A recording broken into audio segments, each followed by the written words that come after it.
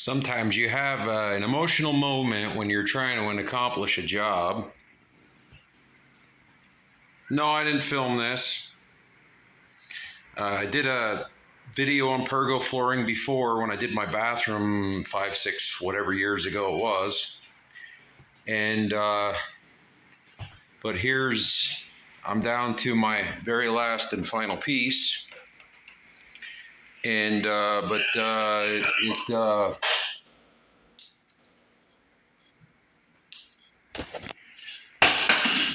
dropping it too.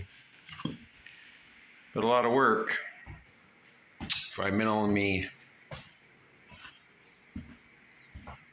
show my kitchen, my sunroom, even with tools all over.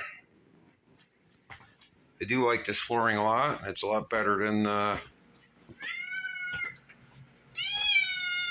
there's the star of the show.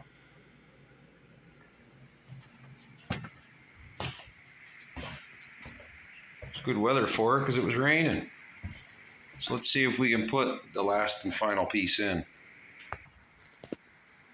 All right, here we go.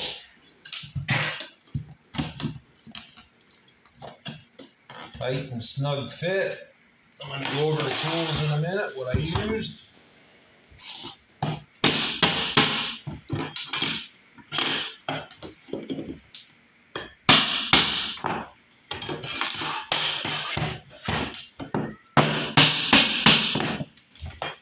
And voila, there it is. Last and final piece. So a couple of tools I used to do Pergo flooring. There's a kit that comes with these. One thing I will say is it can get confusing sometimes when you cut this. But anyway, I use the claw hammer, a weight-bearing hammer actually, because there's beads in that. I don't know if you can hear that. Is very helpful. There's a spacer kit. I didn't have to use it here because I finished, but you can do spacer. I tried to space it out as best I can. It does get tricky, especially in my kitchen. And then we're gonna, because the house is almost 100 years old, and you know, believe me, it's not true. Even as you can see here, my line is not perfect because this is the back of the house. Now the rest of the sunroom was pretty good because this is only 10 or 12 years old, something like that. So but yeah, short video. There's the spacers. This is the side I started early this morning. Had to move some things around and whatnot. As you can see, it's down very well. A little bit of light. Now to move everything back. I'll show that as well. Oh yeah, a couple other tools.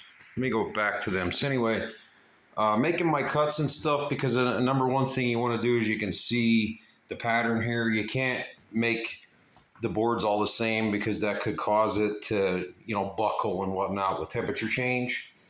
I am going to go around with some molding. I didn't pick out the molding yet. This room's going to be a little bit more tricky because it is a sunroom, but this wall, I might do something different. I don't know yet to finish this off, get rid of the white, maybe a log look. I don't know. The cabin I don't have, maybe this will be my cabin for now with prices and everything like that. But this needed to be much done.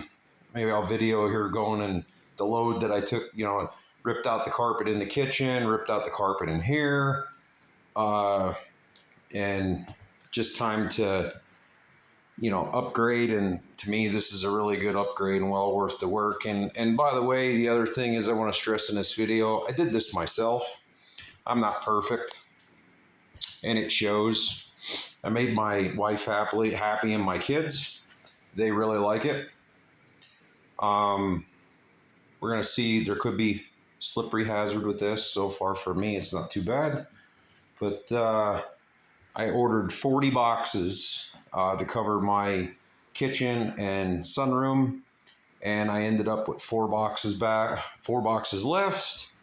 Without digging into that box right there, unfortunately, that one must have had problems because it is literally glued together. I can't get them apart. So I will show that. I actually purchased this online from Home Depot, and they were the only one that carried it in my area, delivered to my door for free. So if I didn't mention, I used a jigsaw to do the cuts. Length, short cuts, and then the long cuts, and then I also use the jigsaw to go around different areas like in the bathroom and whatnot with lines and whatnot. The long lines I use the table saw. So if you're wanting to do pergo flooring in your home, this will give you an idea what you need to go ahead and do it. So I'll take some the finished product here when everything's moved back and everything's swept up because I just finished, as you witnessed. So this is GMAC. Like, subscribe, and we'll see you in the next video. And remember, keep on wrenching.